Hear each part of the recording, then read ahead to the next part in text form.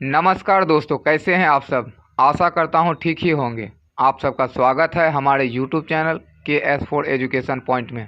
दोस्तों, यह बिहार बोर्ड के कक्षा 12 के 100 अंक के अंग्रेजी पर बनाया गया मेरा दूसरा वीडियो है। इससे पहले वीडियो में मैंने पहले अध्याय को पूर्ण रूप से समझाया और उसके समरी के बारे में पूर्ण रूप से बताया।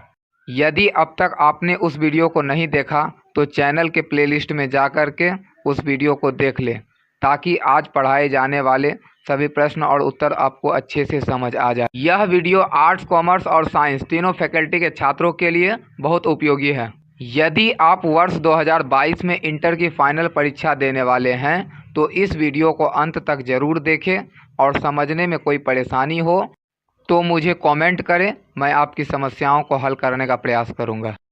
तो आइए दोस्तों, इस अध्याय के प्रश्नों को हल करते हैं। दोस्तों, हमारा पहला अध्याय है इंडियन सिविलाइजेशन एंड कल्चर, अर्थात भारतीय सभ्यता और संस्कृति।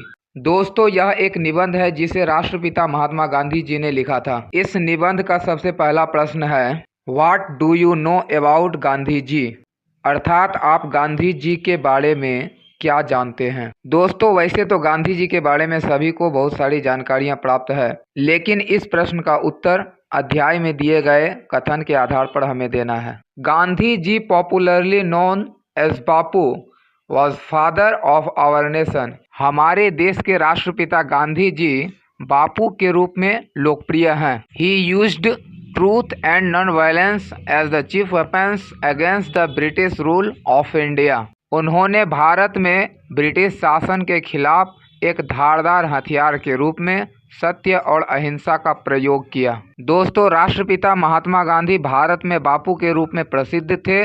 उन्होंने अंग्रेजी शासन के खिलाफ सत्य और अहिंसा का प्रयोग एक धारदार हथियार के रूप में किया। दूसरा सवाल है, what did Gandhi do for the farmer in Bihar, अर्थात बिहार में गांधी जी ने किसानों के लिए क्या किया। Farmer of Bihar suffered a lot under the Britishers, अर्थात बिहार के किसान अंग्रेजों के अत्याचार से बहुत प्रभावित थे। They were forced to cultivate indigo, उन लोगों से जबरदस्ती नील की खेती करवाई जाती थी। They used to get very low price, और उन्हें मूल्य भी बहुत कम दिया जाता था। Gandhi ji started satyagraha for this cause, और इसी कारण गांधी जी ने सत्याग्रह आंदोलन किया। At last the farmer got relief from their suffering, और अंत में किसानों को अंग्रेजों के अत्याचार से मुक्ति मिल गई। दोस्तों, यदि अब तक आपने मेरे YouTube channel KS4 education point को सब्सक्राइब नहीं किया तो सब्सक्राइब करें, और यदि वीडियो अच्छा लग रहा हो तो लाइक और कमेंट करना ना भूलें।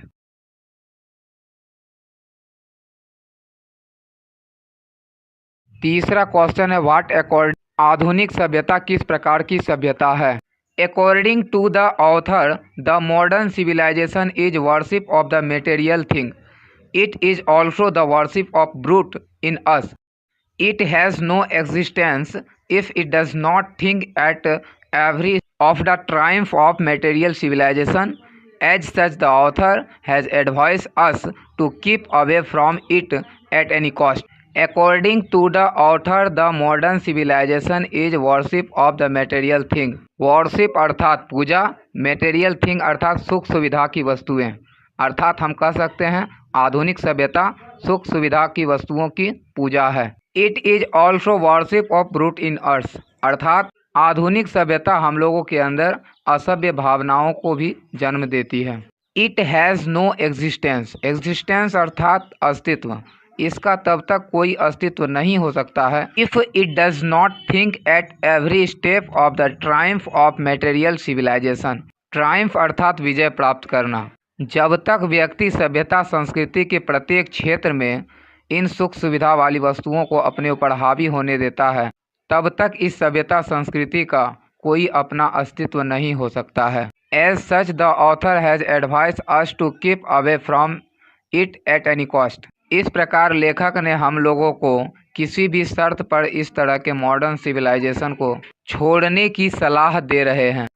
इस अध्याय का चौथा प्रश्न है, why does Gandhi ji says mind is restless bird, अर्थात गांधी जी ने दिमाग को चंचल चिड़िया की तरह क्यों कहा है। In this essay Gandhi ji says mind is restless bird because the more it get the more it want and still remains unsatisfied. इस निबंध में गांधी जी ने कहा है, मनुष्य का दिमाग एक चंचल चिड़िया की तरह होता है।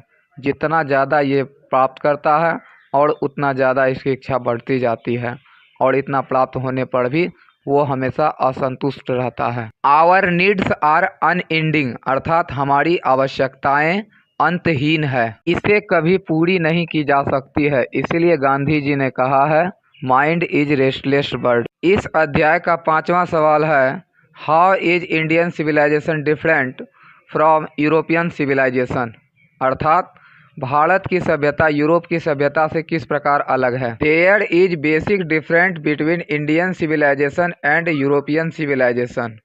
दोस्तों, भारतीय सभ्यता और यूरोपीय सभ्यता संस्कृति के बीच एक आधारभूत अंतर है। The tendency of Indian civilisation is elevate the moral beings.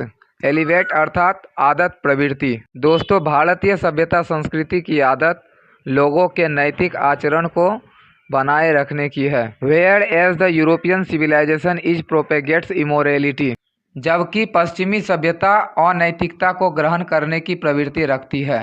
दोस्तों, इस वीडियो में इतना ही। अगले वीडियो में आपसे पुनः मुलाकात होगी। तब तक के लिए बहुत बहुत धन्यवाद।